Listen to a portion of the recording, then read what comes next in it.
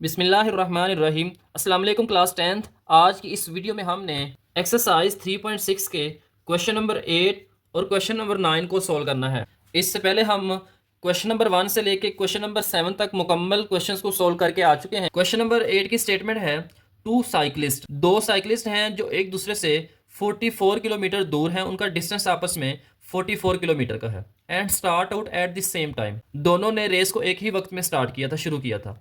If they go towards one another, अगर वो एक दूसरे की तरफ मूव करते हैं, दे मीट इन 2 आवर्स, तो वो 2 घंटों में मिलते हैं। But if they go in the same direction, लेकिन अगर वो एक ही डायरेक्शन में जाते हैं, द फास्टर, जिस साइकिलिस्ट की स्पीड ज़्यादा है, फास्टर ओवरटेक्स द स्लोअर, वो पीछे छोड़ता है स्लोअर जिसकी स्पीड कम है, इन 7 1/2 आवर्स, तो 7.5 घंटों में जो फास्टर है वो स्लोवर को पीछे छोड़ देगा।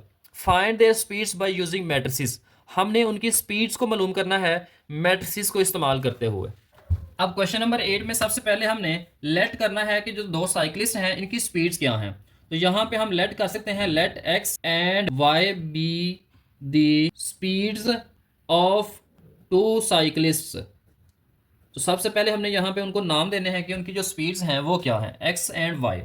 टोटल डिस्टेंस उनका है 44 kilometre, 44 kilometre and start out at the same time, दोनों ने एक ही वक्त में रेस को स्टार्ट किया था।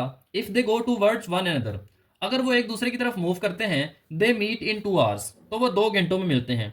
तो यहाँ पे जो टाइम ऑफ मीटिंग है, जितने टाइम में वो मिलते हैं वो है 2 घंटे, 2 आवर्स।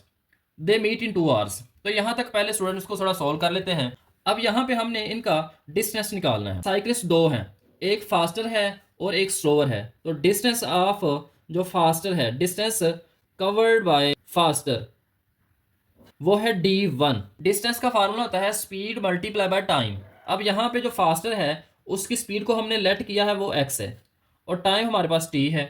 तो यहाँ पे आ जाएगा d1 x, और साथ में t टाइम है जो कि मीटिंग टाइम है उनका, और वो है 2 आवर्स। तो यहाँ पे आएगा 2x।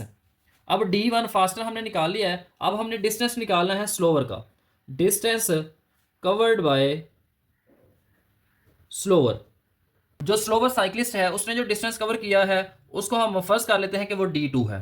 अब यहाँ पे उसकी जो स्पीड है वो हमने लेट की है कि वो y है, और साथ में आ जाएगा टाइम y, और टाइम हमारे पास 2 आवर्स हैं, और यहाँ पे आ जाएगा y, d2 इक्वल आ जाएगा 2y के। अब हमने इनका टोटल डिस्टेंस निकालना है। तो जब टोटल डिस्टेंस निकालेंगे तो हमने d1 और d2 को प्लस कर लेना है, d1 plus d2। Total distance हम क्वेश्चन के अंदर दिया हुआ था कि वो 44 किलोमीटर है, उनके दरमियान जो डिस्टेंस है टोटल करें तो वो 44 किलोमीटर बनता है। अब d1 हमने निकाल लिया है, 2x है, और d2 जो है ये 2y है। अब d1 की जगह पे हमने 2x पुट कर देना है, और d2 की जगह पे 2y पुट कर देना है, और यहाँ पे आ जाएगा 44। अब यहाँ से 2 कॉमन लेंगे, तो जब 2 कॉमन लेंगे तो यहाँ पे आ जाएगा x plus Y equal to 44। 2 यहाँ मल्टीप्लाई हो रहा है, इस तरफ आके डिवाइड होगा 44/2। तो यहाँ पे आएगा 2 2 ज़र 4 और 2 2 ज़र 4, तो x प्लस वाई, ये हमारे पास इक्वेशन नंबर 1 बन गई है। अब इस क्वेश्चन का दूसरा पार्ट है, but if they go in the same direction, लेकिन अगर वो दोनों एक ही डायरेक्शन में, एक ही सिमत में मूव करते हैं, द फास्टर ओवरटेक्स, तो जिस साइकिलिस्ट की स्पीड ज्यादा है वो ओवरटेक करता है, पीछे छोड़ देता है, द स्लोवर इन 7 1/2 आवर्स, 7.5 घंटों में जो फास्टर है वो स्लोवर को पीछे छोड़ देता है। अब यहाँ पे जो टाइम है, टाइम जो है यहाँ पे वो है t इक्वल टू 7 1/2 आवर्स। तो ये बनते हैं 7.5 घंटे। 7 यहाँ से लिख लेंगे, 7 यहाँ से लिख लेंगे, 1 को 2 से डिवाइड करेंगे तो ये आएगा 0.5। तो यहाँ पे जो टाइम है ओवरटेकिंग टाइम वो है 7.5 आवर्स। जब फास्टर ने ओवरटेक किया है स्लोवर को तो उसको 7.5 घंटे लगे हैं। तो 7.5 घंटों में उसने उसको पीछे छोड़ा है, लेकिन जो 44 किलोमीटर डिस्टेंस है ये उसने पहले कवर किया है 7.5 घंटों में, फिर उसने ओवरटेक किया है। इसका मतलब है दोनों के दरमियान जो डिस्टेंस है, दोनों के दरमियान जो डिफरेंस है वो 44 किलोमीटर का था। तो सबसे पहले उसको उसने कवर किया है। तो यहाँ पे बाई कंडीशन हम लिख लेंगे, कंडीशन हमारे पास ये बन गई है कि d1 और d2 इन दोनों का जो डिफरेंस है वो है 44 किलोमीटर। 44 किलोमीटर डिस्टेंस कवर करने के बाद फास्टर ने ओवरटेक करना है स्लोवर को। तो यहाँ पे d1 हमने निकाला हुआ है कि वो इक्वल है xt के, और d2 है yt के इक्वल। टी यहाँ पे हमें दिया हुआ है कि 7.5 है, तो यहाँ पे आ जाएगा 7.5x और यहाँ पे आ जाएगा 7.5y इक्वल टू 44। इसको हमने इक्वेशन नंबर 2 का नाम देना है। अब यहाँ पे इक्वेशन नंबर 2 और 1 दोनों को मैट्रिक्स की फॉर्म में लिख लेना है, इन मैट्रिक्स फॉर्म।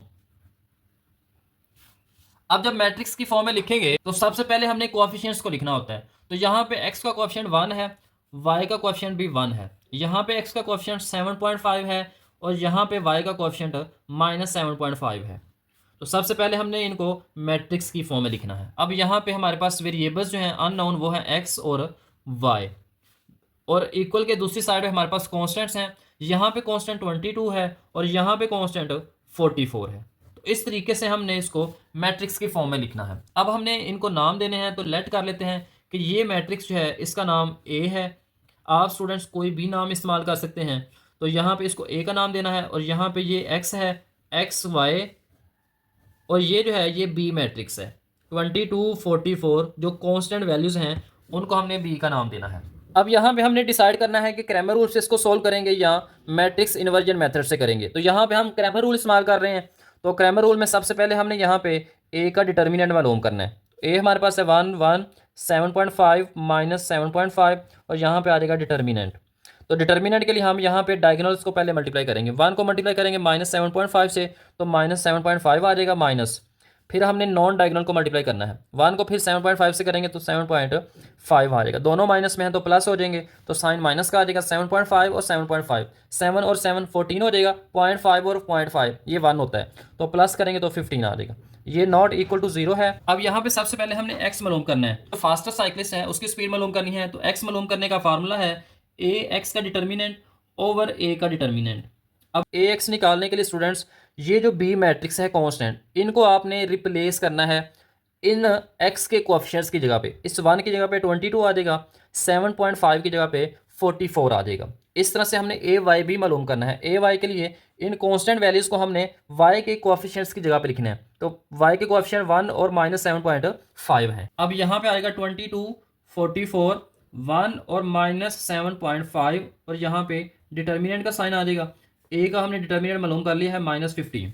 अब यहाँ पे हमने पहले डायगोनल्स को मल्टीप्लाई करना है। 22 को मल्टीप्लाई करेंगे -7.5 से। 22 को मल्टीप्लाई करेंगे यहाँ पे 7.5 से, तो ये आ जाएगा 165। तो यहाँ पे लिख लेंगे 165 माइनस, अब 1 को मल्टीप्लाई करेंगे 44 के साथ तो 44 आ जाएगा और डिवाइड में आ जाएगा -15।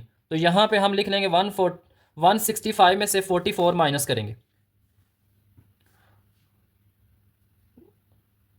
165 में से माइनस करेंगे 44 को, तो यहाँ पे आंसर आ जाएगा 121।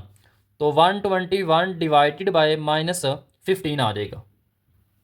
अब यहाँ पे स्टूडेंट्स 22 को -7.5 से मल्टीप्लाई करना था, तो यहाँ पे माइनस आता। दोनों माइनस में है तो इनको प्लस करना है। तो जब इन दोनों को प्लस करेंगे तो ये आ जाएगा -209 और -15। तो यहाँ पे माइनस और माइनस आपस में कैंसिल हो जाएंगे। अब 209 इसको जब डिवाइड करेंगे 15 से तो ये आ जाएगा 13.93। तो यहाँ पे इसका आंसर आ जाएगा 13.93। एक्स की वैल्यू आ गई है। ये जो साइकिलिस्ट फास्टर साइकिलिस्ट था उसकी स्पीड आ गई है 13.93 किलोमीटर पर आवर। अब हमने मालूम करनी है दूसरे साइकिलिस्ट की स्पीड, वो है ए वाई का डिटर्मिनेंट डिवाइडेड बाय ए का डिटर्मिनेंट। ए वाई के लिए हमने यहाँ पे इन दोनों की जगह पे 22 और 44 को लिखना है। 7.5 वैसे आ जाएगा, एक्स के कोएफिशिएंट को चेंज नहीं करेंगे, और यहाँ पे वाई के कोएफिशिएंट की जगह पे आएगा 22 और 44 और यहाँ पे डिटर्मिनेंट का साइन और नीचे ए का डिटर्मिनेंट आ जाएगा।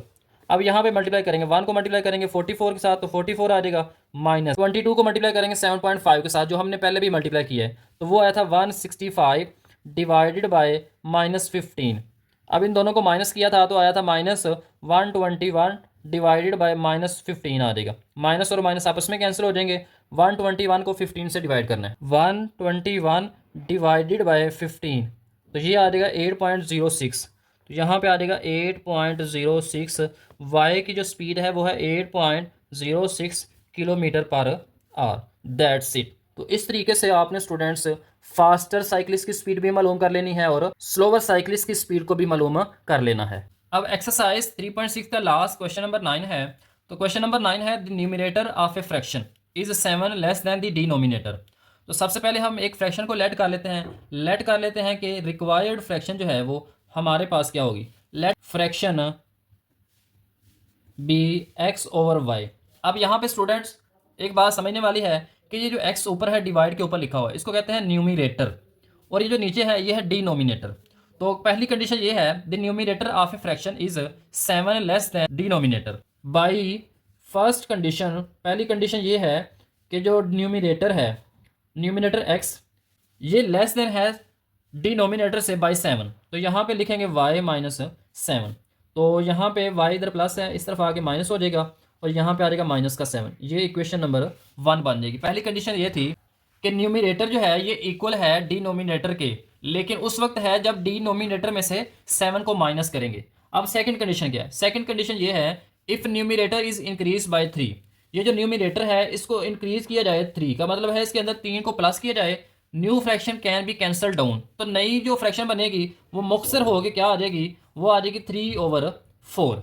Find original fraction. तो यहाँ से हमने ओरिजिनल फ्रैक्शन को मालूम करना है।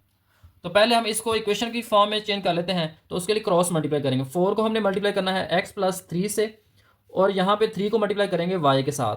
तो 4x आ जाएगा यहाँ पे, और 4 को 3 से मल्टीप्लाई करेंगे तो 12 आ जाएगा। 3y प्लस का 3y इस तरफ आके माइनस का 3y हो जाएगा, प्लस का 12 इस तरफ आके इक्वल के माइनस का 12 हो जाएगा। ये इक्वेशन नंबर 2 बन गई। अब हमने इक्वेशन 1 और इक्वेशन 2 इन दोनों को मैट्रिक्स की फॉर्म में लिखना है। तो यहाँ पे लिख लेंगे इन मैट्रिक्स फॉर्म।